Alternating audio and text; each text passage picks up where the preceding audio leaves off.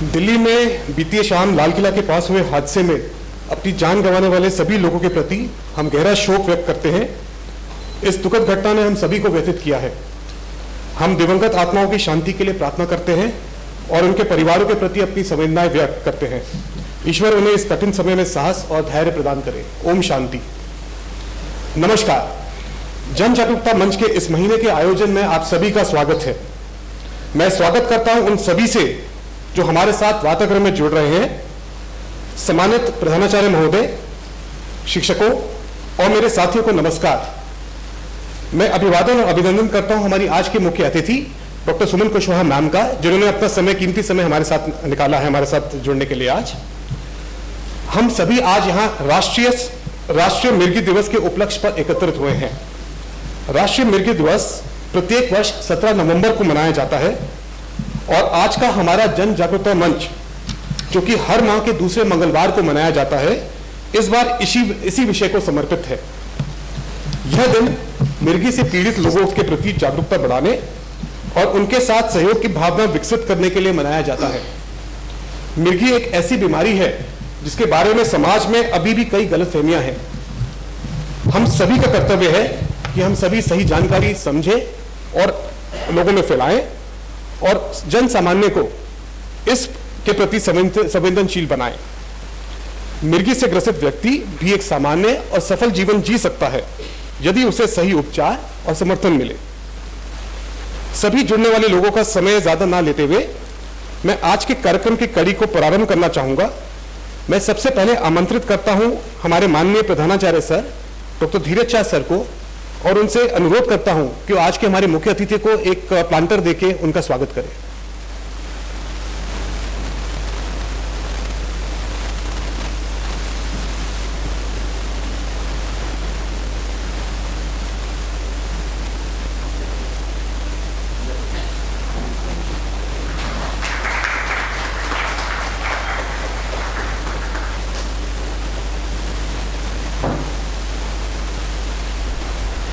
धन्यवाद sir.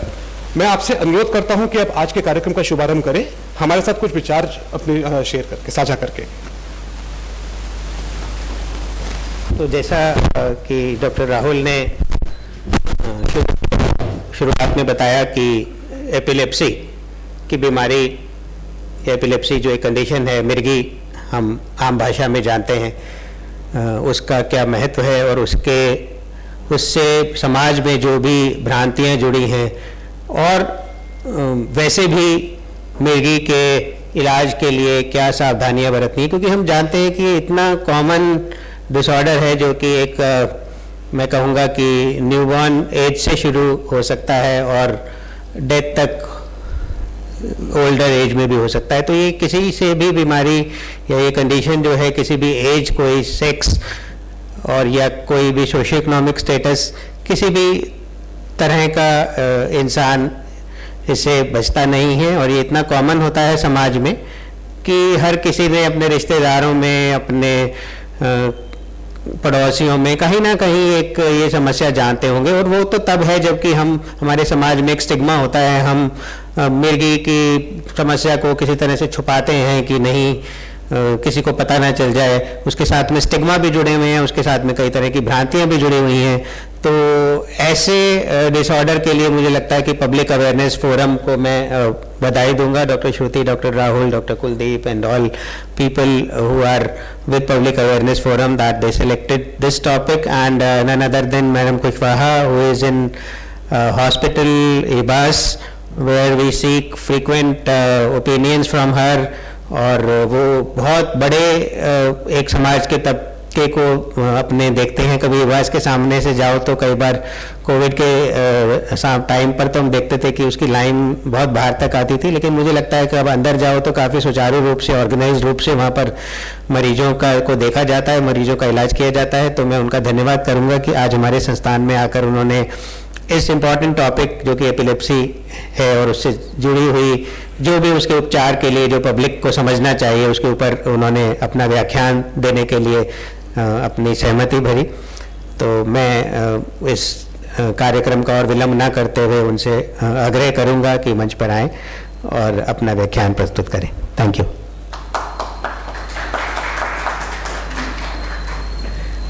Thank you so much.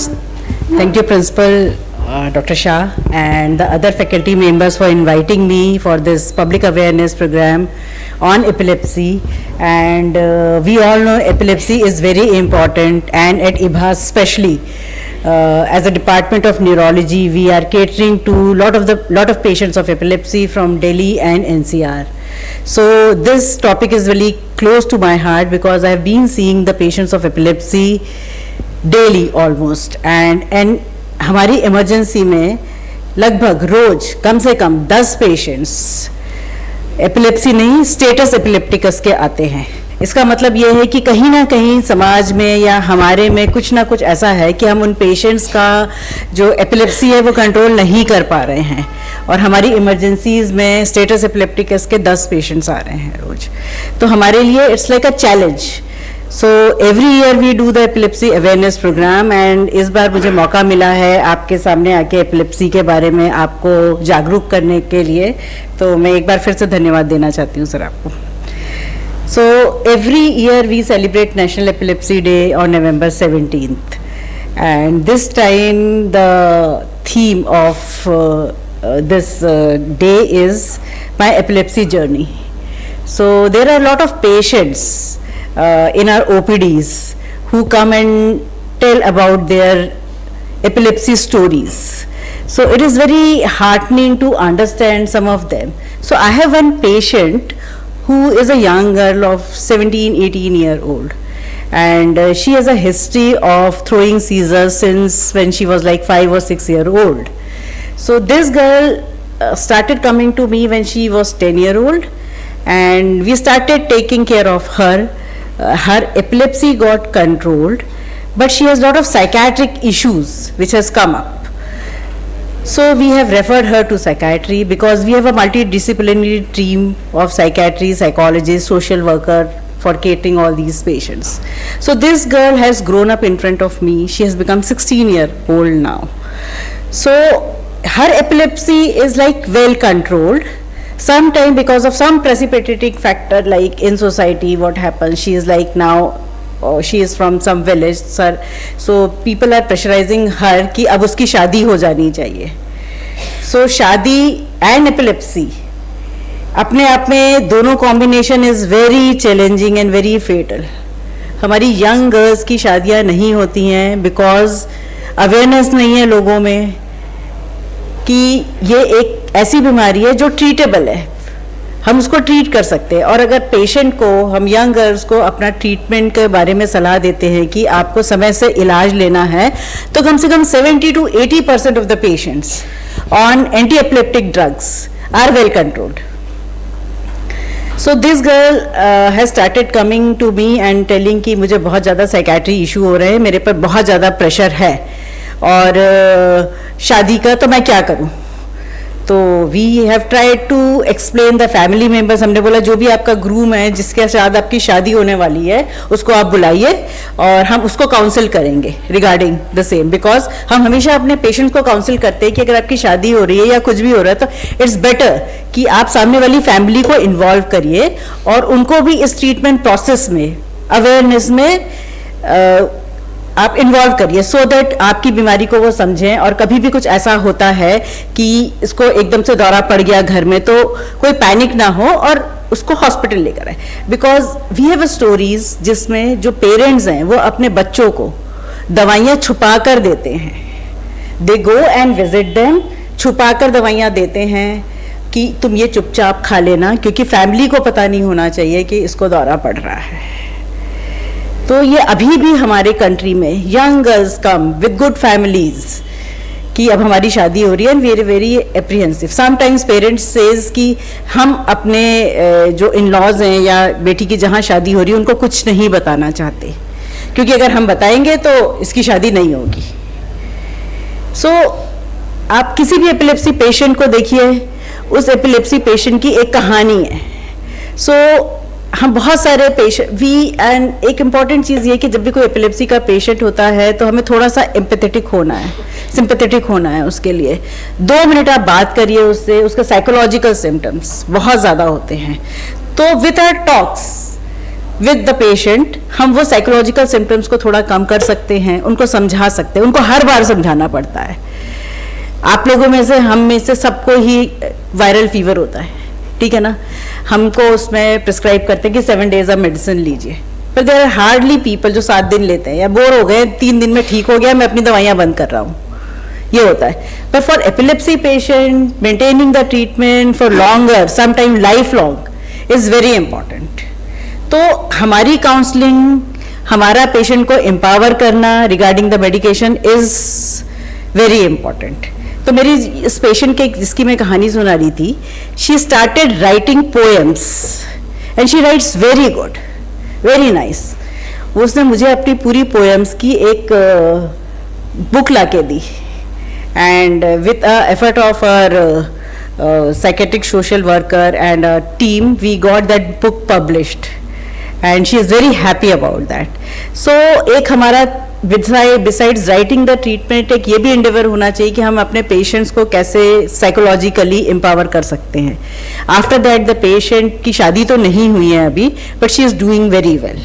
So that was the story of my patient.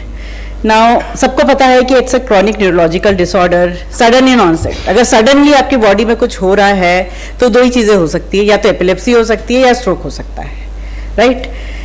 And जैसे sir ने बोला कि किसी भी एज में किसी को भी हो सकता है, from new born to elderlies. And important to remember, ये ट्रीटेबल है, we can treat epilepsy. So ऐसा कुछ नहीं है कि एपिलेप्सी हो गई है तो क्या हो गया, हम ट्रीट कर सकते हैं. We have medical treatment, we have surgical treatment also, right. क्यों होता है ये? बिकॉज इन ब्रेन जो हमारे न्यूरॉन्स हैं वो एक सिंक्रोनाइज्ड वे में काम करते हैं, ए से बी, बी से सी, सी से डी, इस तरह से सिंक्रनी होती है जहां से वो काम करते हैं और हम एग्जीक्यूट करते हैं. पर एपिलेप्सी में क्या होता है, देयर आर डिससिंक्रनी, जो न्यूरॉन्स हैं वो ठीक से काम नहीं करते हैं, there are cross talks and we throw seizure. तो सिंक्रोनिसिटी जो न्यूरॉन्स की होती है दैट इज लॉस्ट, और उसके बहुत सारे रीजन है, मैं आपको बताऊंगी अभी. अगर हम बर्डन देखें तो 50 million people globally live with epilepsy, right? And around 10 millions in India. और अगर मैं इभास की बात करूं तो लाइक हमारी OPD 1500 to 1700 पेशेंट्स की होती है डेली, उसमें 70% patients have epilepsy. See the magnitude is so much, हमारे आसपास ही इतना ज़्यादा मैग्नीट्यूड है. In fact, I would like to tell you, इभास इज फेमस फॉर कि ये तो दौरों वाला अस्पताल है, यहाँ जाओ तो दौरे ठीक हो जाते हैं. That is also one of the things which we listen कि आप यहाँ आओ तो हमारे दौरे ठीक हो जाते हैं. तो it has got lot of magnitude. 70 to 80% of patients with epilepsy are seizure free if they are prescribed the medication on time. So this is very important. 70 to 80 with medications can be improved. Yet over 50% remain untreated due to stigma and poor access. मेरे पास एक patient है अभी ICU में admitted, पिछले 6 महीने से seizures हो रहे हैं उसको, उसके पेरेंट्स को पता है दौरे हो रहे हैं 6 महीने से. यंग गर्ल 22 years, उसको वो हॉस्पिटल नहीं लाए. मैंने पूछा कहाँ रहते हैं आप? They live in Delhi, in the heart of Delhi, but they have not bought her to the hospital. 6 महीने तक उस लड़की को रोज दौरे हो रहे हैं पर उसे अस्पताल नहीं गया. क्यों नहीं लेके आए? इसको तो ऐसा होता है, हमें लगा ठीक हो जाएगा. And now she has developed epileptic encephalopathy, which is irreversible, and she is in ICU on ventilator. इतना ज़्यादा हो रहा है. जो चीज़ हम ट्रीट कर सकते हैं उसको अगर आप 6 महीने तक घर पे रखोगे, इलाज नहीं कराओगे तो irreversible हो जाएगा. So the concept is that कि अगर पेशेंट को पहला दौरा पड़ता है उसे अस्पताल ले जाइए, किसी भी अस्पताल ले जाइए, ज़रूरी नहीं है. Every primary care facility in India have the capacity to treat the patient, to give the primary treatment to the patients. Right. तो एक बार अगर आपको सीजर पड़ा है, आप किसी भी आसपास के हॉस्पिटल में ले जाइए, आपको प्राइमरी ट्रीटमेंट मिल जाएगा. उसके बाद आप बेशक स्पेशलिस्ट के पास जा सकते हैं. बहुत सारे टाइप के होते हैं, जैसे जनरलाइज, जिसमें चारों हाथ पैर हमारे इन्वॉल्व होते हैं. एब्सेंस का बहुत अच्छा एग्जाम्पल है. स्कूल में बच्चा गया, टीचर पेरेंट्स टीचर मीटिंग में वो बुलाते हैं पेरेंट्स को और कहते हैं कि आपका बच्चा है ना बीच बीच में गायब हो जाता है, मतलब उसका ध्यान नहीं होता. और ये कम से कम 15, 20, 30 बार हो सकता है दिन में. तो पेरेंट्स को वो बताते हैं आपका बीच में बच्चा पढ़ते पढ़ते गायब सा हो जाता है, तो दैट इज एब्सेंस सीजर। उसको और कुछ नहीं होगा, उसके हाथ पैर नहीं हिलेंगे, पर वो लॉस ऑफ कॉन्टैक्ट हो जाएगा उसमें। बच्चों में बहुत कॉमन है absence seizure. Focal seizure is also very common. दोनों हाथ पैरों से शुरू नहीं हुआ, मेरा एक हाथ पैर हिलता है सिर्फ, that is focal, one part of body is shaking. And seizure के बाद यूजुअली पेशेंट्स को बहुत ज़्यादा थकान होती है, सर में दर्द होता है, वो थोड़े से कंफ्यूज्ड भी होते हैं, right. We all know loss of consciousness होगा, पेशेंट को एंजाइटी होती है सीजर के पहले, कुछ प्रेसिपिटेटिंग फैक्टर्स होते हैं या कुछ ऑटोनॉमिक डिसफंक्शन होता है जिसके कारण उसको एंजाइटी होती है।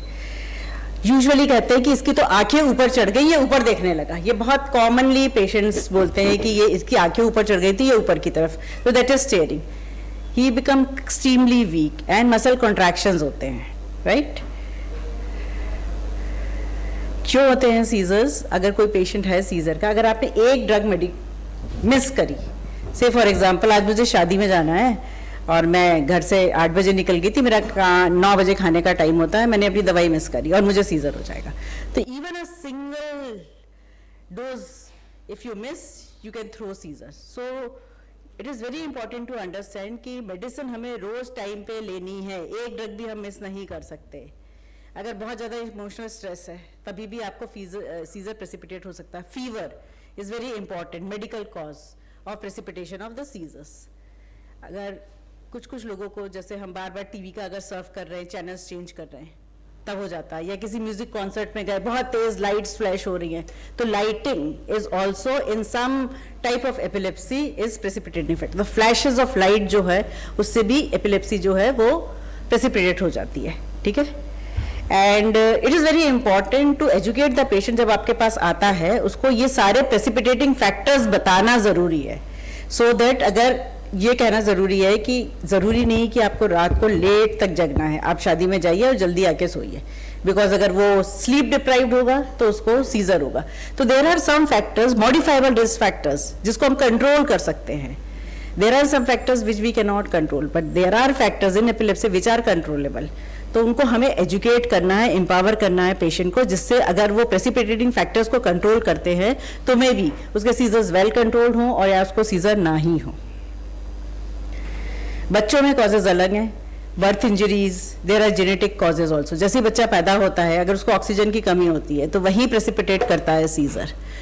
सो हमारे जो पेरीनेटल गायनिकोलॉजिस्ट या जो वो डिपार्टमेंट में है, उसमें भी वेरी इंपॉर्टेंट है कि हम पेशेंट को ड्यूरिंग बर्थ एनोक्सिया नहीं होने दें, हाइपोक्सिया नहीं होने दें, वरना बच्चे को सीजर प्रेसिपिटेट हो। बच्चों में सबसे ज़्यादा कॉमन है। Yes, there are genetic causes also, brain malformations and poor prenatal care can increase the incidence of seizures. So बच्चों में सीजर्स के कॉजेज अलग हैं, यूजुअली जन्म से रिलेटेड जो इवेंट्स होते हैं उसके कारण। एल्डरलीज एंड एडल्ट में lot of medical causes are there. Stroke है तो स्ट्रोक के बाद सीजर हो सकता है, post stroke seizure is very common. चोट लगना, क्योंकि जब भी हमें चोट लगती है, हेड इंजरी होती है, तो ब्रेन में एक स्कार हो जाता है, और ब्रेन में एक स्कार हो जाता है तो वो एपिलेप्टोजेनिक फोकस होता है और वहां से फिर सीजर प्रेसिपिटेट होता है। तो हेड इंजरी हमें एट एनी कॉस्ट प्रिवेंट करनी है, because they are preventable. Brain tumours, I know lot of brain tumours patient, we have been referring to Dr. Gurbachan, and he has been doing a good job and operating are all brain tumor patient, and some of these patients also present with seizures. So this is also one of the treatable and correctable cause. Infections हमारे देश में, because hygiene level of our country is very poor. न्यूरोसिस्टिक सर्कोसिस एक ऐसा cause है जो preventable है, जो हम बेसिक हाइजीन अपनी कंट्री की या पर्सनली इम्प्रूव कर सकते हैं। सब्जियां हम धोते कम हैं या ठीक से नहीं धोते, वेरी इंपॉर्टेंट है। कच्ची सब्जियां नहीं खाना है, कच्ची सब्जियों में बहुत ज़्यादा कॉज होता है कि आपको न्यूरोसिस्टिक सर्कोसिस होने की। न्यूरोसिस्टिक सर्कोसिस एक तरह का पैरासाइट है जो ब्रेन में चला जाता है, और उसके कारण ये हमारे देश में कॉमनेस्ट इन्फेक्टिव कॉजेज में है, tuberculosis and neurocysticercosis. Alcohol withdrawal and metabolic issues, जब भी कोई एल्कोहल लेगा उसके बाद उसको सीजर होने की संभावना बहुत ज़्यादा बढ़ जाती है। अगर वो एल्कोहल विड्रॉल में है तभी भी उसको सीजर हो सकते हैं। तो alcohol is another precipitating factor. Head injury, prolong fever, brain infections is I have already told. Yes, we have some familial cases, we have some familiar preponderance of seizures like JME. तो इसमें आपको family में history ज़रूर पूछनी है कि family में अगर किसी को सीज़र है तो प्रेसिपिटेटिंग कॉज अगर उसको होता है तो उसको सीज़र होने का जो है इंसिडेंस बढ़ जाता है. कैसे डायग्नोज करेंगे? सिंपल है. सबसे पहले जो एपिलेप्सी है वो डायग्नोज होता है क्लिनिकली. आप क्लिनिकली पेशेंट से पूछिए कि सिम्टम्स क्या हैं, किस तरह के सिम्टम्स हैं, हाथ पैर हिल रहे हैं, किस तरह के, बेहोश हो रहा है, आंखें ऊपर जा रही हैं. और sometimes what happens now it is what we are saying to our patients कि आप वीडियो बना के ले आइए, जो भी उसको इवेंट हो रहा है उसका वीडियो बनाइए और लेकर आइए और हमें दिखाइए. बिकॉज समटाइम्स जो पेशेंट्स होते हैं वो समझ नहीं पाते कि क्या हुआ, वो कहते हैं कि बस बेहोश हो गया, पर उसके पहले की जो एक्टिविटी होती है वो उन्हें नहीं दिखी, बिकॉज वो इतने पैनिक में हो जाते हैं कि पेशेंट बेहोश हो गया. तो आप पेशेंट को एजुकेट करिए कि प्लीज आप जो भी इवेंट हो रहा है उसका वीडियो बना के लाइए और हमें दिखाइए, so that we will understand and classify the epilepsy. MRI या न्यूरो इमेजिंग बहुत जरूरी है, बिकॉज हम देखना चाहते हैं कि ब्रेन में ऐसा क्या है जिसके कारण सीजर हो रहे हैं. तो all the patients of epilepsy, जिनको भी एपिलेप्सी है, उनका न्यूरो इमेजिंग कराना एंड स्पेसिफिकली एमआरआई कराना बहुत ज़रूरी है, क्योंकि हमें समझ में आ जाता है कि इसको क्या न्यूरोसिस्टिक सर्कोसिस है या कोई मेलफॉर्मेशंस है या ट्यूबरक्लोमा है या ट्यूबरक्लोसिस है या और कोई कंजेनाइटल एब्नॉर्मेलिटी है. तो MRI is very important and yes we do blood test to rule out the metabolic causes. EEG बहुत ही सिंपल टेस्ट है, आपके जीटीबी में भी ईईजी है. ईईजी हमें ये बताता है कि पेशेंट को किस टाइप की एपिलेप्सी है, वो हमें ईईजी के डिफरेंट इलेक्ट्रोड्स लगाने से पता चल जाता है. तो EEG is also very instrumental कि हम कैसे एपिलेप्सी को डायग्नोस करते हैं.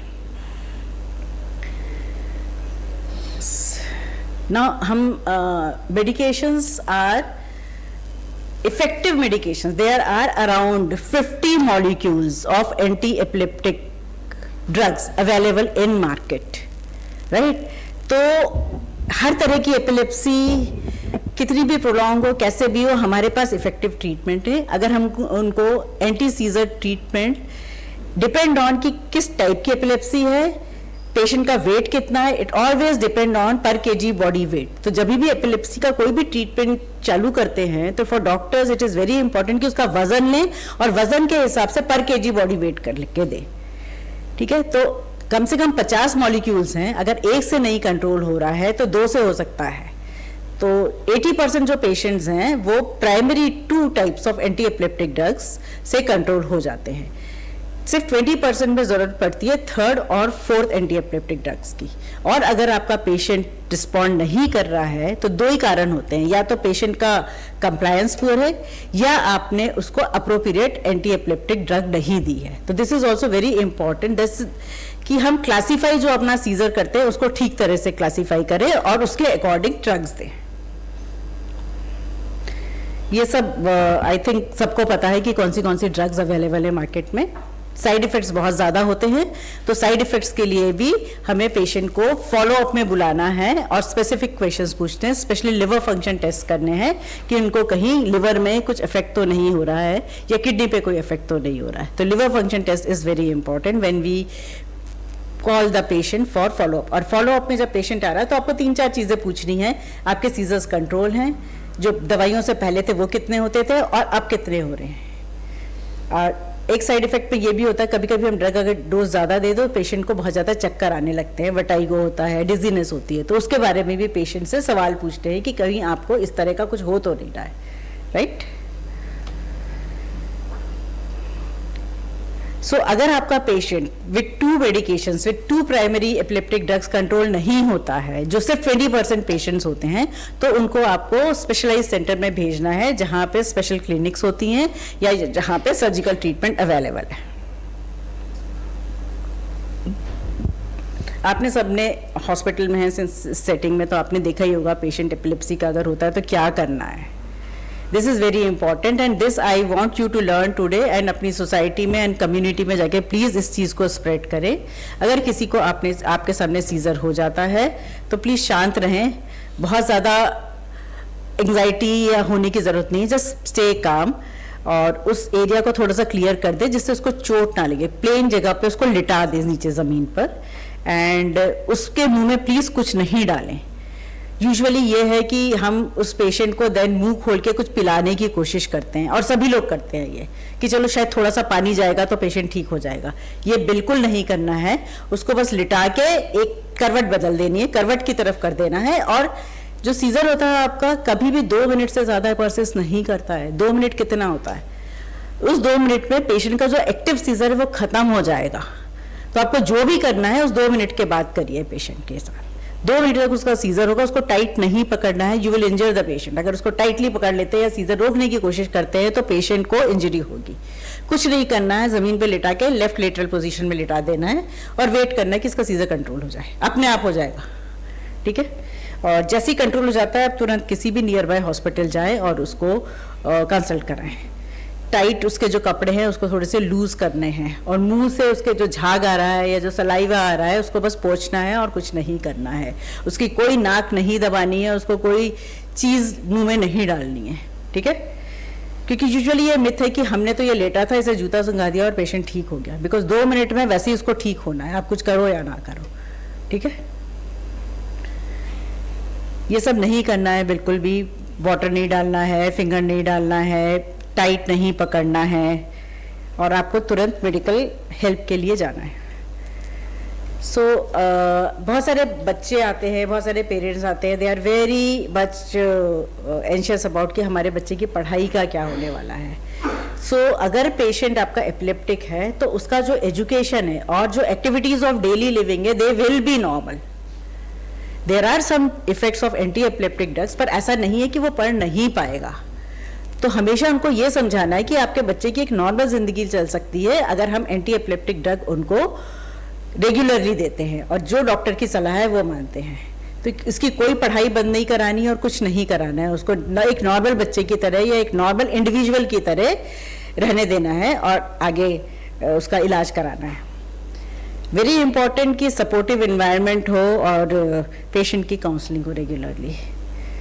विमेन में जैसे मैंने बताया प्रेगनेंसी में the whole of the period of the pregnancy is very important as child bearing age में अगर epilepsy होती है तो ड्रग्स से बिल्कुल भी छेड़छाड़ ना करें, स्पेशलिस्ट के पास जाना है।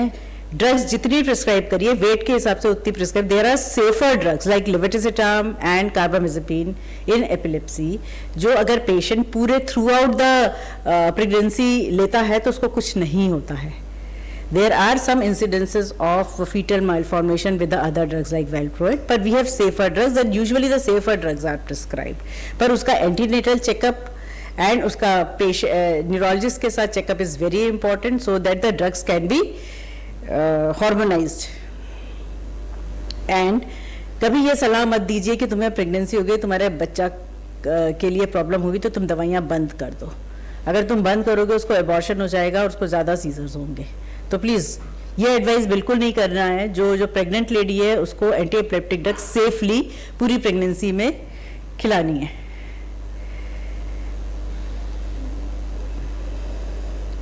ये इंपॉर्टेंट है कि मुझे एपिलेप्सी है तो मेरे बच्चे को भी एपिलेप्सी हो। एपिलेप्सी इज़ नॉट कंटेजियस, किसी को लगता नहीं है एक दूसरे से, except it's a family polymorphism. तो एक जो एपिलेप्सी का पेशेंट है they can be as normal as the other individuals in the society, right. Stigma ये है कि जो एपिलेप्सी वाले पेशेंट है शायद उनको ऐसा लगता है कि जॉब की अपॉर्चुनिटीज उनके लिए थोड़ी कम है। So there are other jobs which you can do, right, not stressful job. Public education is very important. Now you who are attending the lecture today are an ambassador for spreading the knowledge of epilepsy, whatever you have learned today in your society, in your family or wherever with your friends, so that we can create awareness to reduce the gap of treatment of epilepsy. Families में बहुत ज़्यादा support की ज़रूरत है अगर किसी को epilepsy है तो। Education of caregiver is very important and emotional. These patients are actually very emotional, जिनको epilepsy होता है कि they are actually having anxiety कि कहीं मुझे किसी के सामने हो गया तो मैं क्या करूँगा। So emotional support of these patients is very important. Safety के लिए we don't have ID card for epilepsy in India because it carries a stigma. So medical prescription जो होता है एपिलेप्सी का वो प्लीज सब पेशेंट्स को बोलें हमेशा अपने पास रखें, सो दैट अगर पब्लिक में या कहीं भी एपिलेप्सी या कुछ भी हो जाता है सो जो पीपल आसपास हैं उनको पता चल जाए कि हाँ he is suffering from epilepsy. Swimming, climbing Heights initially you should not be doing. अगर एक बार सीजर कंट्रोल हैं और आपके पास 6-8 महीने हो गए तब हम सोच सकते हैं कि हम स्विमिंग और क्लाइंबिंग कर सकते हैं. जहाँ भी आप काम कर रहे हैं it is not taboo, it is not stigma. लोगों को बता के रखें कि मुझे सीजर्स हैं, अगर कभी प्रेसिपिटेट होता है तो क्या करना है. ठीक है. ट्रैवलिंग में भी हमेशा बी कॉशियस, टाइम पे सोना है, अपनी दवाइयाँ ज़रूर ले जानी है. ये नहीं होना चाहिए कि मुझे दवाइयाँ क्योंकि मैं ट्रैवल कर रहा था तो नहीं मिली. तो ट्रैवलिंग में इज़ वेरी इंपॉर्टेंट. और and patient should avoid alcohol. As a mental health aspect of epilepsy is concerned, depression, anxiety is very common. So regular counseling with psychologists and psychiatrists is very important, and give the time to patient when they come in the OPD for open discussion about their various problems. So we have lot of programs going on in India for reducing the treatment gaps, and this is one of the important aspect which we have done today. So हमें epilepsy awareness हर forum पे हर time करना है. So these are the takeaways. Treatable है, हमें treat करना है epilepsy को. All the epilepsy patients are very important so that we can treat them. Early diagnosis is important. Adequate anti-epileptic drug is important, and social acceptance is also very important at family level and at workplace level. Social acceptance is very important, and knowledge, as I know, is very important. You should whatever you have learned today should be in your mind always, and whenever you see a patient of epilepsy, please talk openly, end the stigma. And this is the last slide. किसी भी patient को अगर आप देखते हैं epilepsy क्या, तो just calm, उसको लिटाइए, उसको देखिए क्या हो रहा है. 2 minute, with in 2 minutes the seizure will subside. और जैसे ही उसका सीजर सबसाइड होता है उसको reach the near by hospital, जो भी है, प्राइमरी केयर सेंटर है वहाँ ले जाइए, सेकेंडरी है, टर्शरी है वहाँ ले जाइए. दे will be taken care of. Thank you so much.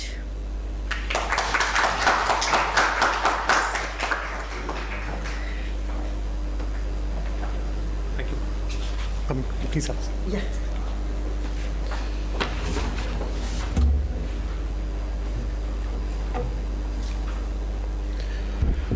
मैं मैम का हार्दिक धन्यवाद व्यक्त करता हूं. मैम हमारे साथी के संस्थान इकबास में न सिर्फ वरिष्ठ प्राध्यापक है बल्कि एचओडी विभागाध्यक्ष है न्यूरोलॉजी विभाग के. ये मैम का लंबा अनुभव ही है जो उन्होंने इतने सीमित समय में और इतने सरल शब्दों में इस बीमारी के इतने पहलुओं के साथ हमें हमारा रूबरू करवाया है. एपिलेप्सी के कारण, एपिलेप्सी के निदान, एपिलेप्सी में साथ खड़े व्यक्ति ने क्या करना है, और सबसे ज्यादा एक सकारात्मक संदेश कि एपिलेप्सी के साथ व्यक्ति एक नॉर्मल जीवन जी सकता है, प्रोवाइडेड वो अपना उपचार सही समय पे करवाए. जो बातें मैम ने शेयर की उसके साथ साथ में जो रोचक केस स्टडीज या मरीजों के उदाहरण मैम ने हमारे साथ किए, उनमें न सिर्फ एक चेतावनी है कि एक यंग 22 साल की बच्ची जो कि इलाज करी जा सकता था वो आज आईसीयू में लैंड कर चुकी है सिर्फ इसलिए कि वक्त पे इलाज नहीं किया गया. और साथ ही में आशा का संदेश था कि एक दूसरे मरीज जिसने की कविताओं का एक संकलन लिखा है, तो ये दोनों ही मैसेज शायद हम सभी के लिए बहुत बहुत जरूरी है. अपनी आज के अध्याय की इस श्रृंखला को आगे बढ़ाते हुए दूसरी कड़ी है इसी विषय पर एक विषय वार्ता की, जिसमें कि कुछ विशेषज्ञ हमारे साथ में प्रश्नों के आदान प्रदान के साथ में जानकारी को बढ़ाने का एक माध्यम व्यक्त करेंगे. सर्वप्रथम मैं इन्वाइट करता हूं, बुलाता हूं डॉक्टर श्रुति श्रीवास्तव, जो मेरी सह संयोजक है जन जागरूकता मंच की. वो आज की इस विषय वार्ता की सूत्रधार होंगी. मैम प्लीज मंच ग्रहण करें. साथ ही साथ मैं आमंत्रित करता हूं आज के हमारे मुख्य अतिथि डॉक्टर सुमन कुशवाहा मैम, वो भी आज के एक विशेषज्ञ के रूप में हम मंच पे आए. मैं साथ ही आमंत्रित करता हूं डॉक्टर अंजू अग्रवाल मैम, जो कि एचओडी विभागाध्यक्ष है पीडियाट्रिक डिपार्टमेंट बच्चों के रोग विभाग की.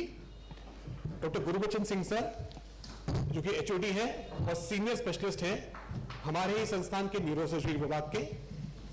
और साथ ही डॉक्टर अंशुमन, जो कि सहायक प्राध्यापक है चिकित्सा मेडिसिन विभाग से.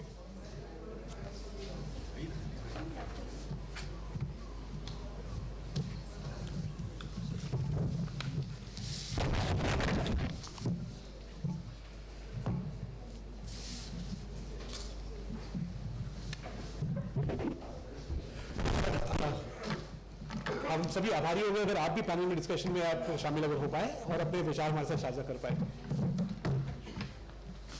डॉक्टर श्रुति, मैं प्रिंसिपल सर से आग्रह करूंगी कि सर आ जाइए मंच पर। मैं सभी का धन्यवाद देती हूं और मेरा पहला प्रश्न डॉक्टर अंजू मैडम से है, जो हमारे बच्चों के मिर्गी की बीमारी का इलाज कई वर्षों से कर रही हैं और एक मिला जुला एक छोटा एक क्लिनिक भी है जो चाइल्ड एंड एडोलेसेंट का क्लिनिक है, जिसमें बच्चे जो मानसिक बीमारियां और मिर्गी की बीमारी से संबंधित बच्चे होते हैं उनका इलाज भी दिया जाता है। तो इसी उसके साथ में मैम से पहला प्रश्न पूछूंगी कि बच्चों में दौरे हम कैसे पहचानें और उनके निजी संबंधी और देखरेख करने वाले और अध्यापक को हम क्या समझाएं कि बच्चों में दौरे हैं तो किस तरीके से उनको पहचानें समझें। धन्यवाद डॉक्टर श्रुति। आज ये अवेयरनेस प्रोग्राम हम कर रहे हैं, तो बच्चों में भी दौरे, जैसे मैडम ने बताया, कुछ दौरे ऐसे होते हैं जिसमें पूरा शरीर अकड़ जाता है, फिर हाथ पैर हिलते हैं, बच्चा बेहोशी में चला जाता है।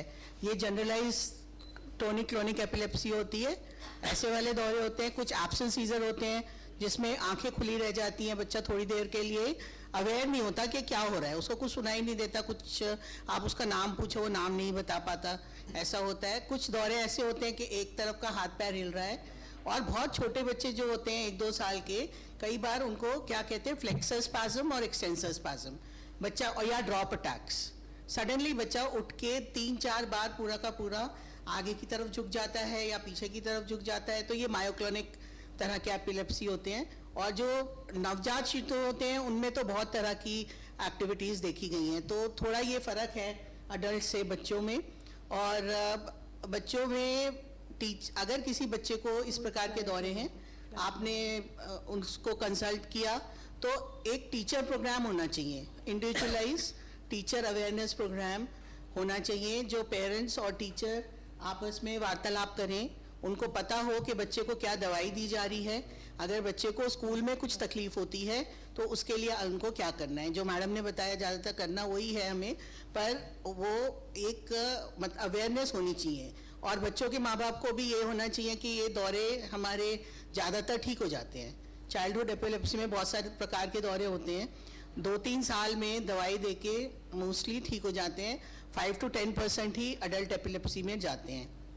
और डॉक्टर श्रुति, एक प्रकार के दौरे होते हैं जो बुखार में आते हैं, तो बुखार में आने वाले दौरे 6 महीने से 5 साल के बच्चों को होते हैं, और इनमें ज़्यादातर लॉन्ग टर्म एपिलेप्सी बहुत रेयर है, होती ही नहीं है।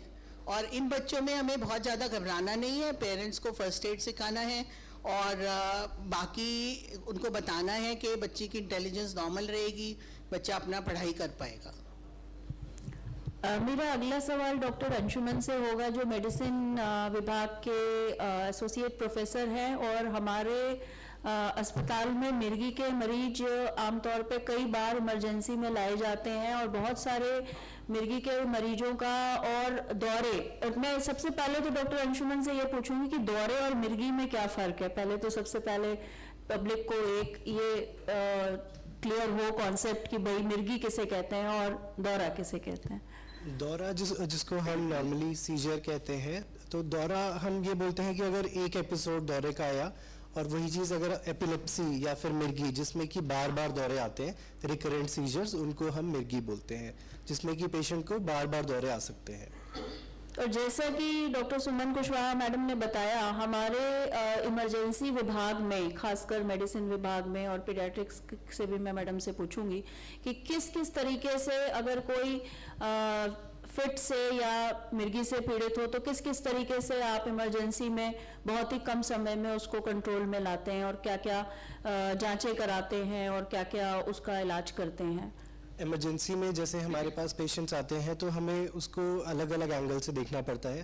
पहले हम उसका मेटाबॉलिक प्रोफाइल देखते हैं कि कोई अगर कुछ ऐसे कारण है जो रिवर्सिबल है, जैसे कि उसका अगर ग्लूकोज कम हो गया, हाइपोग्लाइसीमिया के साथ पेशेंट आ रहा है, तो वो बेहोशी या फिर दौरे के साथ आ सकता है तो हम उसको कंट्रोल कर सकते हैं। अगर कुछ इलेक्ट्रोलाइट जैसे कि सोडियम या कैल्शियम मैग्नीशियम की मात्रा कम है उसका हम टेस्ट करा सकते हैं और साथ के साथ उसका ट्रीटमेंट कर सकते हैं।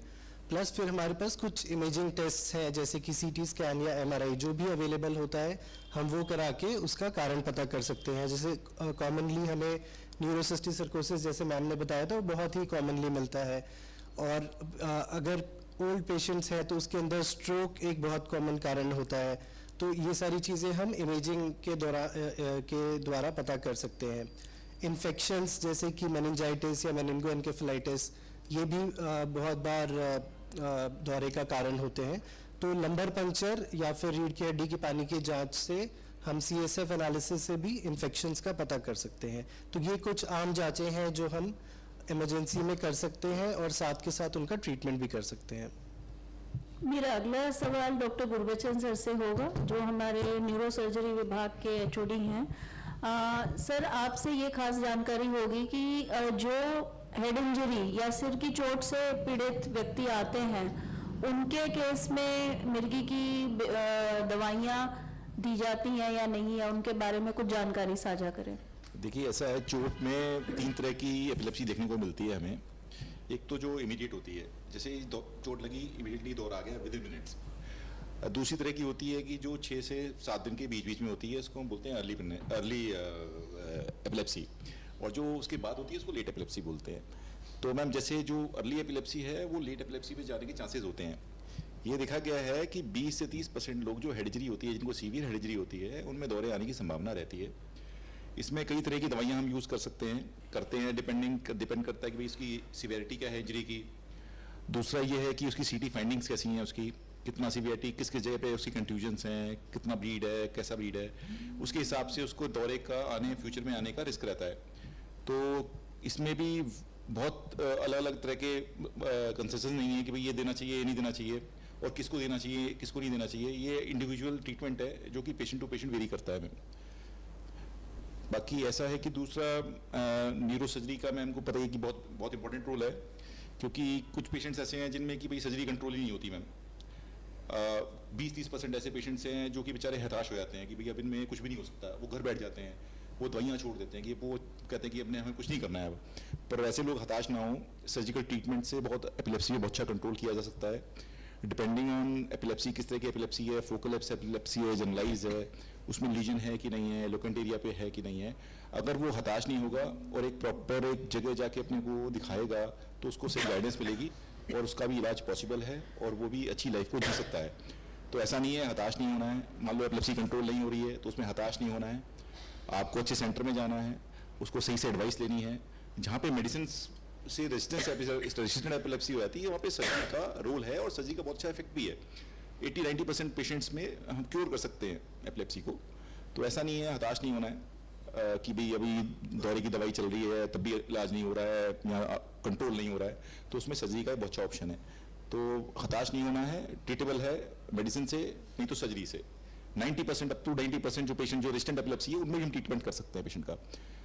तो मेरा अगला सवाल डॉक्टर सुमन कुशवाहा मैम से होगा कि इंट्रैक्टेबल एपिलेप्सी जिसे हम बोलते हैं, जो सर जिक्र कर रहे हैं, तो इंट्रैक्टेबल एपिलेप्सी हम किसको मानते हैं कि अब ये इंट्रैक्टेबल एपिलेप्सी और हमें सर्जरी की तरफ बढ़ना चाहिए?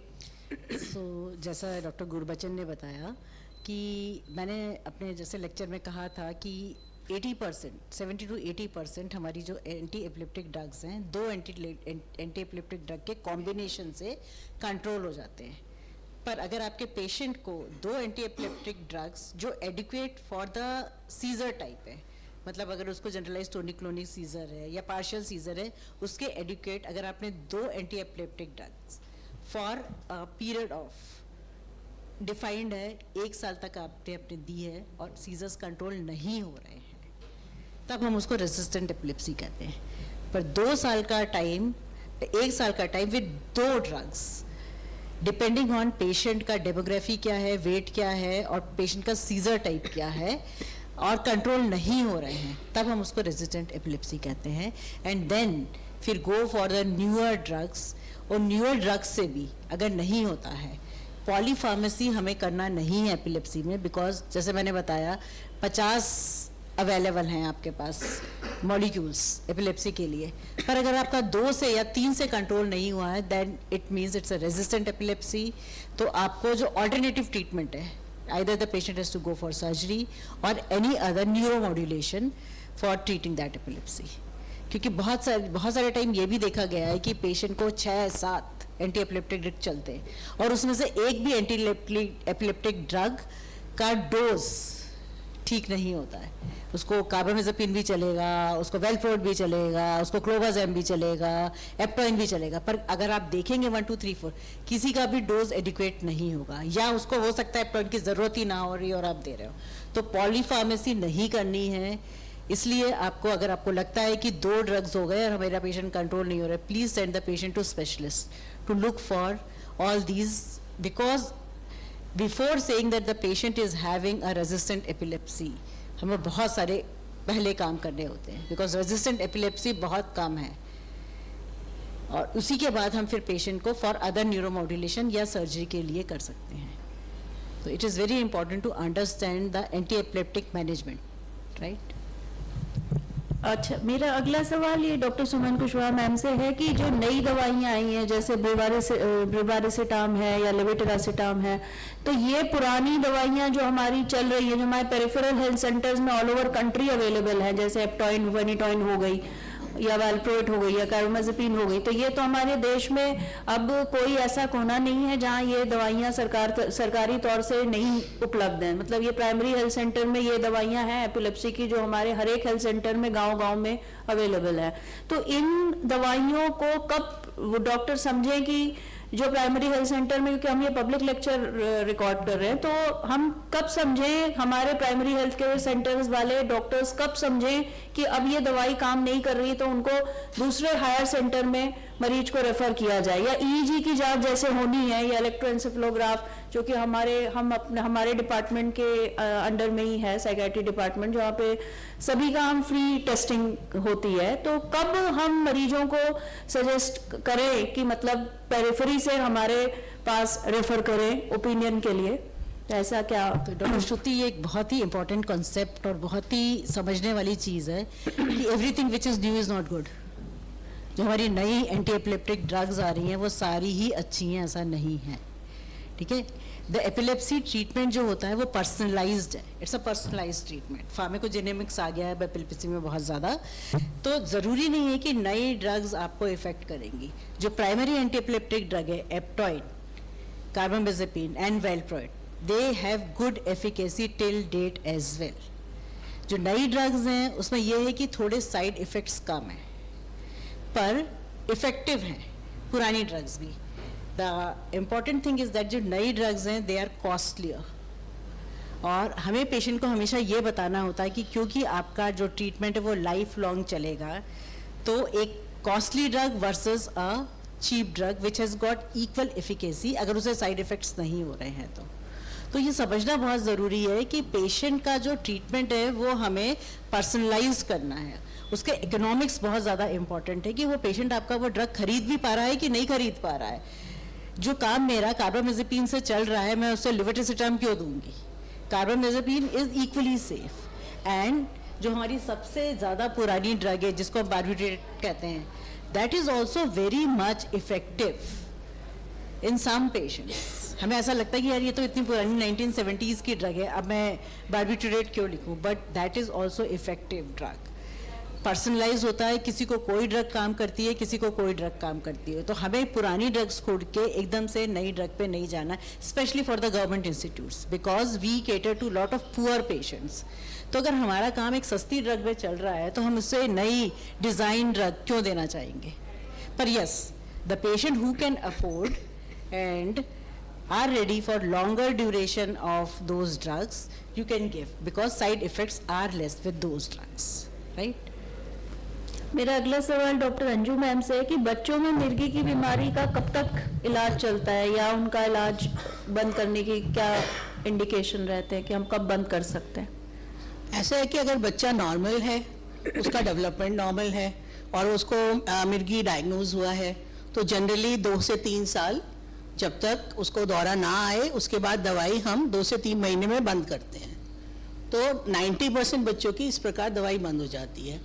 अगर बच्चे के मस्तिष्क में कोई बनावटी खराबी है या उसको बचपन के टाइम बहुत ऑक्सीजन की कमी रही है, चलने बोलने में तकलीफ है, तो ऐसे बच्चों में थोड़ा ज़्यादा टाइम लगता है या 2 से 3 दवाइयाँ उन बच्चों को दी जाती हैं। पर ओवरऑल माँ बाप को, जो बच्चे ठीक हैं उनको यही है कि बच्चा बिल्कुल ही नॉर्मल हो जाएगा। और दवाइयों के साइड इफ़ेक्ट्स भी हमें थोड़े देखने होते हैं। कई दवाइयों से ना बच्चों का पढ़ना लिखना वो ठीक से सीख नहीं पाते हैं, इसलिए आजकल बच्चों की एपिलेप्सी में फिनोबार्बिटोन हम नहीं देते हैं, खाली न्यूनेटल एज ग्रुप में ही हम फिनोबार्बिटोन देते हैं, उसके बाद बिल्कुल फिनोबार्बिटोन नहीं देते हैं। ऐसे एडोलेसेंट गर्ल्स में फेनेटोइन अवॉइड करते हैं लॉन्ग टर्म देने के लिए, पर अगर नहीं अवेलेबल है तो दी जा सकती है। और जैसे मैम ने कहा 1 से 2 दवाइयों पे अगर कंट्रोल नहीं हो रहा तो न्यूरोलॉजिस्ट ओपिनियन लेना है, फिर हर चीज़ रिव्यू होगी कि ड्रग लेवल कितना है, वो ले रहे हैं कि नहीं ले रहे, साइकोलॉजिकल इश्यूज क्या है, क्या इटियोलॉजी ऑफ एपिलेप्सी क्या है, या आजकल नए जेनेटिक एपिलेप्सीज भी आ गए हैं तो वो हैं। तो 90% बच्चों को 1 से 2 दवाई ही दी जाती है।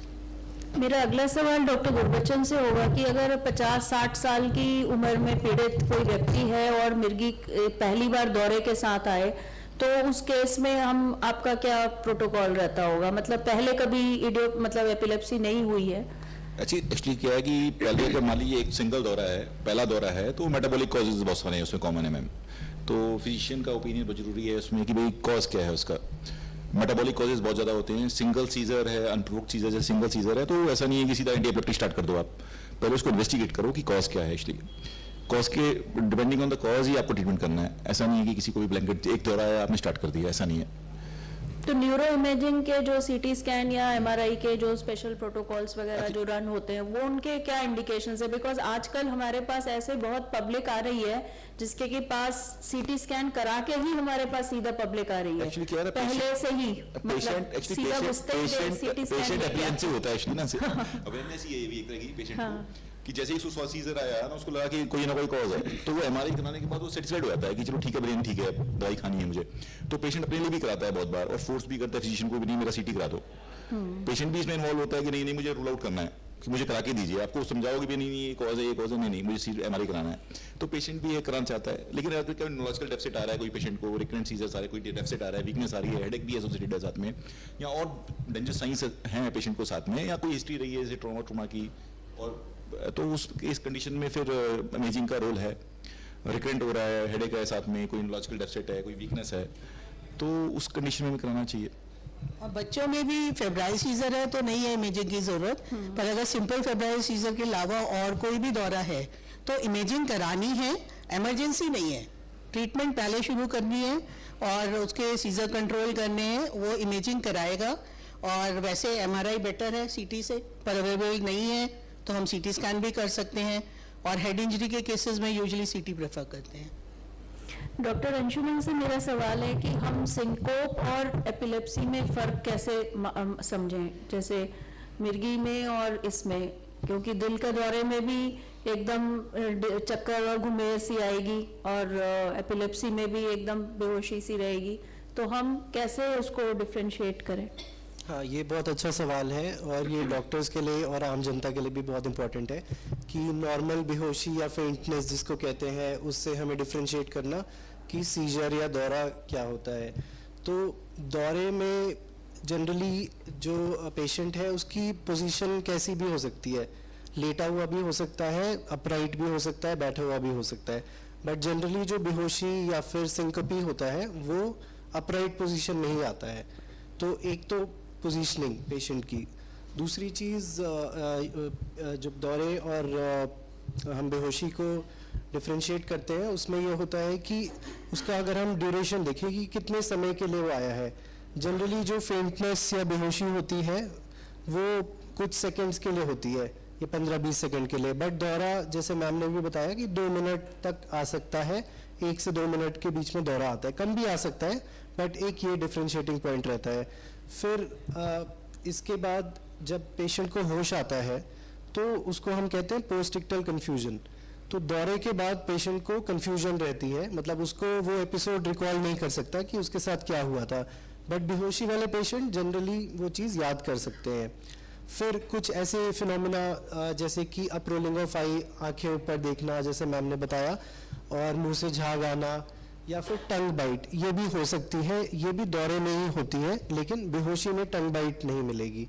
उसके बाद जब पेशेंट रिकवर करता है, क्योंकि इतना विग्रेस मसल कॉन्ट्रैक्शन हुआ होता है, तो पेशेंट को शरीर में दर्द हो सकता है, फटीग फील कर सकता है। ये दौरे के बाद ये चीज़ें देखी जाती हैं।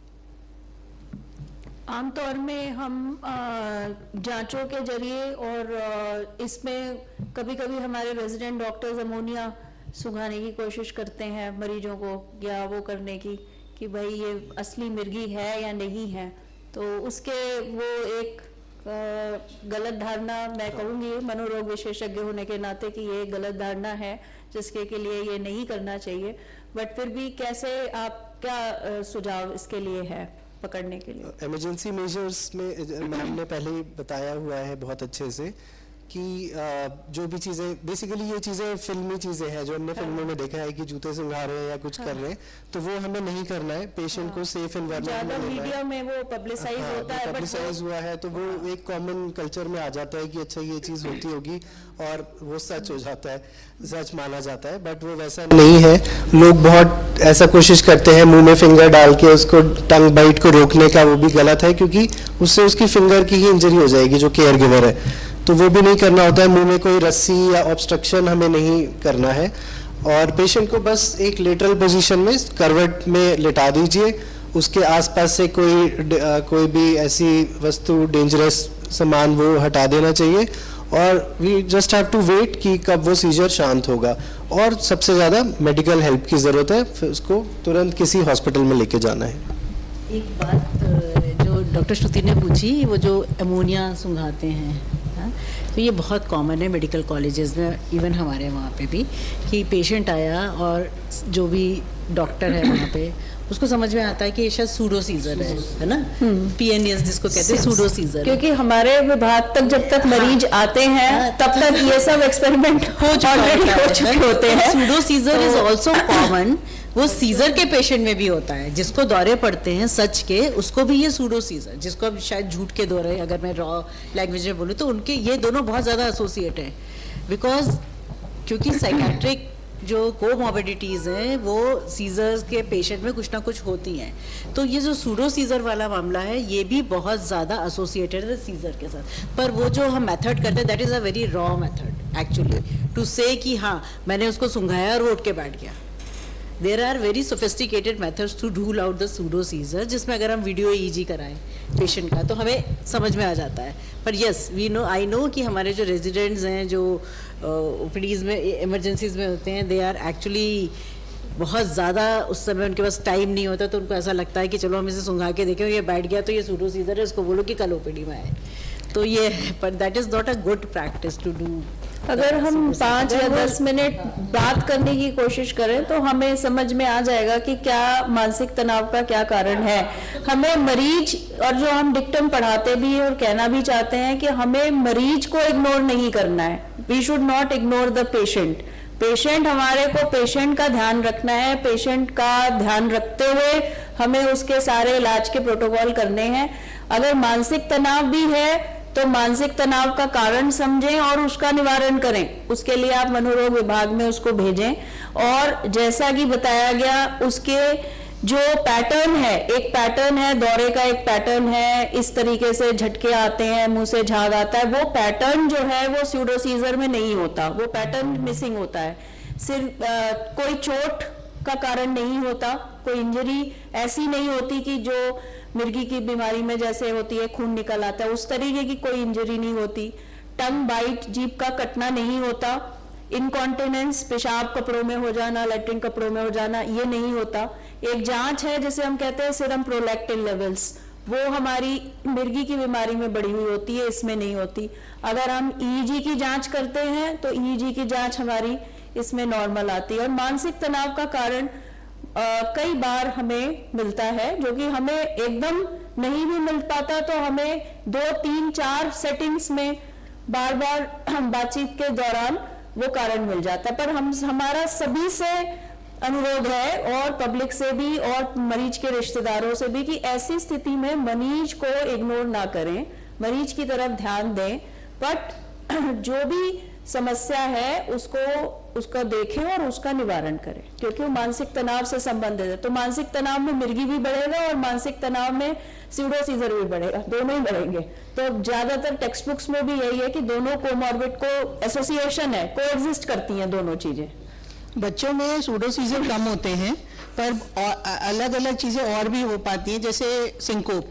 अब सिंकोप कई कार्डियक बीमारी होती है, उनमें भी हो जाते हैं, तो हमें एक ईसीजी कराना चाहिए, एक्सरे कराना चाहिए, एक इको कराना चाहिए बच्चे का।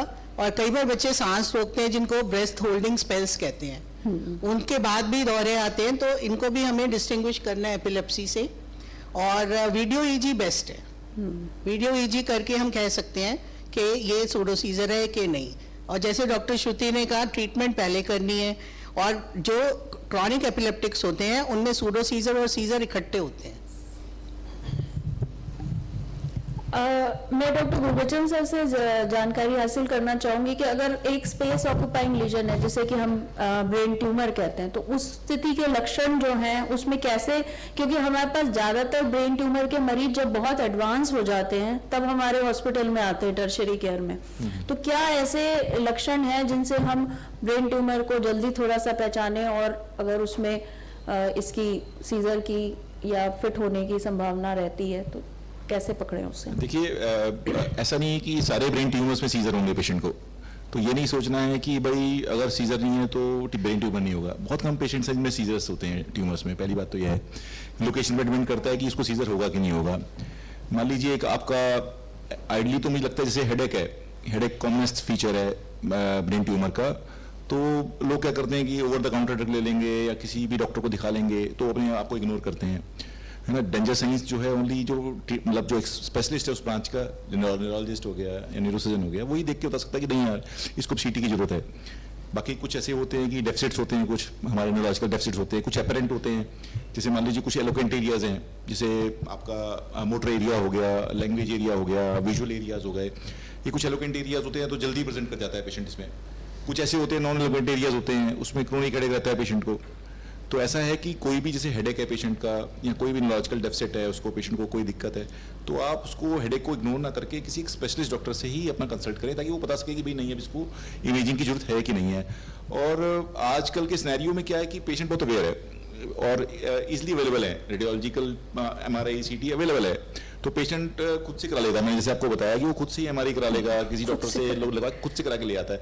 मैक्सिमम पेशेंट आते हैं खुद से डायग्नोज करके आते हैं, रिसर्च हेडेक हो रहा था, मैंने कराया, उसमें ये निकला, बताइए क्या करें हम लोग।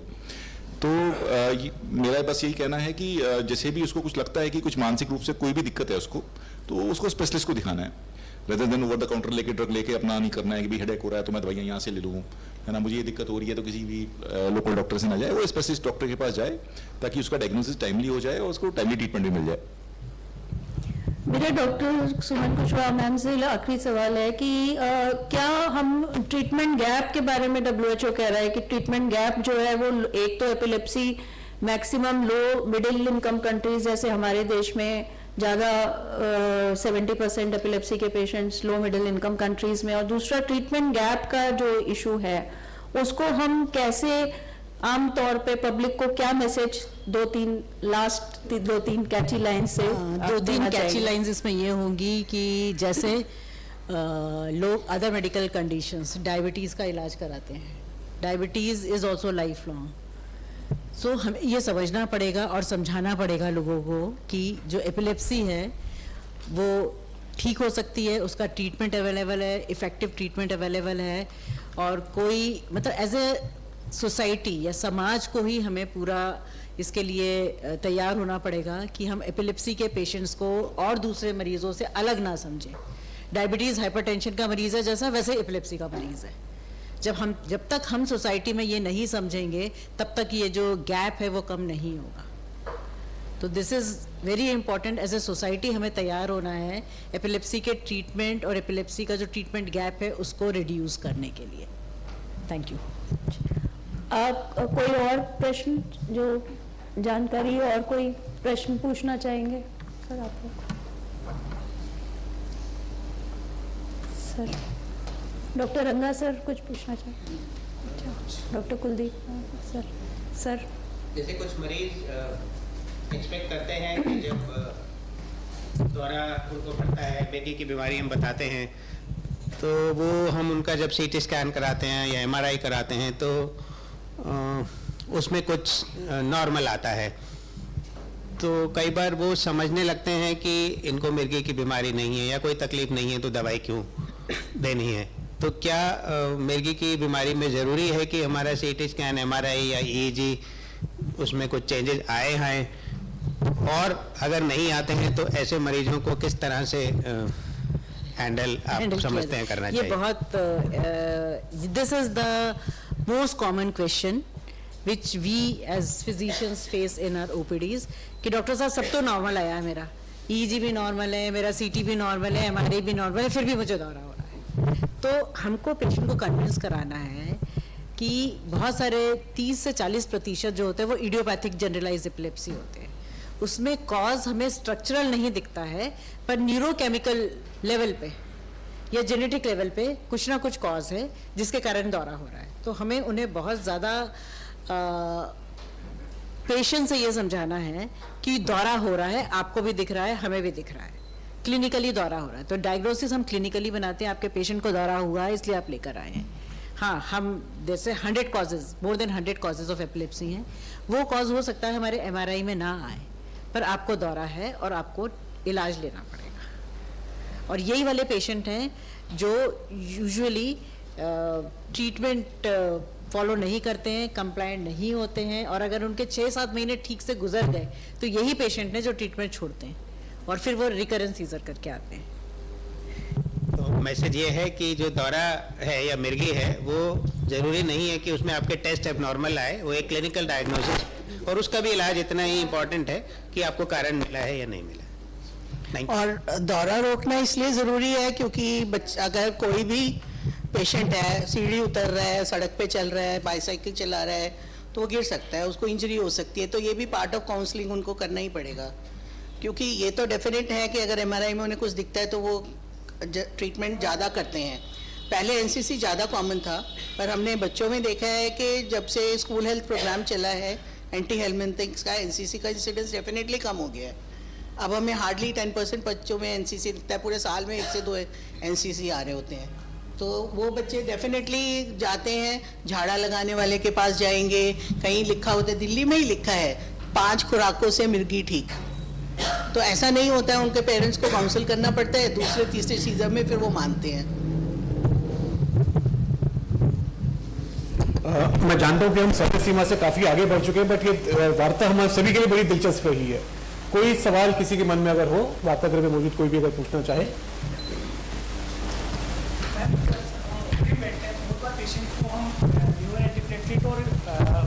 ओल्डर जो चल रही होती है वो दे रहे होते हैं, पेशेंट को कंट्रोल होता है, पेशेंट सेटिस्फाई होता है। बट बहुत बार क्या होता है, वो लॉन्ग टाइम तक नहीं ले पाता है। तो जैसे कल मेरे पास पेशेंट आया OPD के अंदर, 4 एंटीप्लेटलेट चल रही थी, उसने बोला मैंने 3 महीने से बंद कर दिया उसने, क्योंकि अफोर्ड नहीं कर सकते। उस टाइम पे एज ए रेजिडेंट या एज ए क्लिनिशियन हम क्या हेल्प कर सकते हैं उस पेशेंट की? आपकी उस समय ड्यूटी है, आपको उसके जो एंटीप्लेटलेट है वो ऑप्टिमाइज करना है, कौन सा इसके लिए ज़रूरी है और कितना ज़रूरी है, ये इंपॉर्टेंट है। वो तो उसने वैसे ही बंद कर दी हैं दवाइयाँ आपकी, है ना। तो अब जिस पे भी वो चल रहा है, ठीक है, जो उसको फ्री मिल रही है वो ले रहा है, और जो नहीं फ्री मिल रही है उसको नहीं ले रहा है, और उसके बाद सीजर चल रहा है। जो फ्री मिल रही हो प्राइमरी ड्रग्स, उससे ही उसका कंट्रोल हो, दैट इज द लेसन। जो उसको फ्री 2 ड्रग्स या 3 ड्रग्स यहाँ से मिल रही हैं, उसी से उसके कंट्रोल हो, राइट। तो दैट इज इम्पोर्टेंट। धन्यवाद मैम। अंत में मैं यहाँ पे हूँ सिर्फ एक धन्यवाद प्रस्ताव देने के लिए आज के कार्यक्रम के लिए। UCMS मेडिकल कॉलेज के आज के जन जागरूकता मंच कार्यक्रम के सफल आयोजन में योगदान देने वाले सभी लोगों का मैं हृदय से आभार व्यक्त करता हूँ। सबसे पहले मैं हमारे माननीय प्रधानाचार्य सर डॉक्टर धीरज शाह सर को धन्यवाद देना चाहूंगा, जिन्होंने अपने प्रेरणादायी विचारों से हमें मार्गदर्शन दिया। साथ ही साथ मैं धन्यवाद व्यक्त करना चाहूंगा हमारे चिकित्सा निदेशक मेडिकल डायरेक्टर GTB हॉस्पिटल के डॉक्टर विनोद कुमार सर का, जो अन्य कार्यों में व्यस्तता के कारण हमारे साथ शामिल नहीं हो सके, परंतु सर और GTB हॉस्पिटल का प्रोत्साहन हमारे इस मंच के लिए सदैव रहा है। मैं हमारे मुख्य अतिथि डॉक्टर सुमन कुशवाहा मैम को धन्यवाद देता हूं। आपके शब्दों ने मैम न केवल हमें ज्ञान प्रदान किया है, बल्कि हमें एक नई दिशा में सोचने को प्रेरित किया है कि मिर्गी के रोगी के लिए हमारा कर्तव्य क्या है या हम क्या कर सकते हैं उसके सफल जीवन को सफल बनाने के लिए। विषय वार्ता में सम्मिलित हुए सभी वरिष्ठ चिकित्सकों, doctor Gurbachan sir, doctor Anju Agarwal ma'am, और डॉक्टर अंशुमन का मैं आभार व्यक्त करता हूं अपना कीमती समय निकालने के लिए और इस वार्ता में शामिल होने के लिए। धन्यवाद के साथ साथ ये एक मौका है मेरे लिए अपनी त्रुटि को सुधार करने के लिए। मेरे साथी और मेरे मित्र डॉक्टर अंशुमन एसोसिएट प्रोफेसर है, यानी कि सह प्राध्यापक, ना कि सहायक प्राध्यापक जैसे मैंने पहले कहा था। हम आप सभी के द्वारा व्यक्त विचार और अनुभव साझा करने के लिए मैं आपको धन्यवाद देता हूं। वार्तागृह में आए सभी वरिष्ठ चिकित्सक, डॉक्टर रंगा सर, डॉक्टर कुलदीप, डॉक्टर प्रेरणा, मेरे सभी वरिष्ठ और कनिष्ठ साथियों और सीधे प्रसारण के द्वारा जुड़ रहे सभी दर्शकों का मैं हार्दिक आभार व्यक्त करता हूं। वार्तागृह के सभी स्टाफ सदस्य, स्पेशली मिस्टर आलेख, मिस्टर विवेक और संकाय अधिकारी डॉक्टर मनीष गुप्ता तथा हमारे कॉलेज के फोटोग्राफर मिस्टर सिंह को उनके संपूर्ण सहयोग के लिए हार्दिक अभिनंदन। और अंत में मैं आयोजक मंडल के सभी सदस्यों को धन्यवाद दिए बिना नहीं रह सकता। डॉक्टर प्रगति छाबड़ा मैम, डॉक्टर नीलम मैम, डॉक्टर श्रुति और हम सभी के सहयोग, हम सभी के कार्यवाही कोऑर्डिनेटर डॉक्टर प्रिंसिपल सर, जिनके कारण ये श्रृंखला आगे बढ़ पा रही है। आशा है कि आज के इस कार्यक्रम में हम सब ने मिर्गी के बारे में नई और सही जानकारी प्राप्त की होगी। मैं अंत करना चाहूंगा एक लाइन जो मैम ने हम सभी के साथ साझा की थी कि इस साल के अंतर्राष्ट्रीय मिर्गी दिवस की थीम है माई मिर्गी जर्नी, या हिंदी में कहें तो मेरी मिर्गी की यात्रा या मेरे मिर्गी का सफर।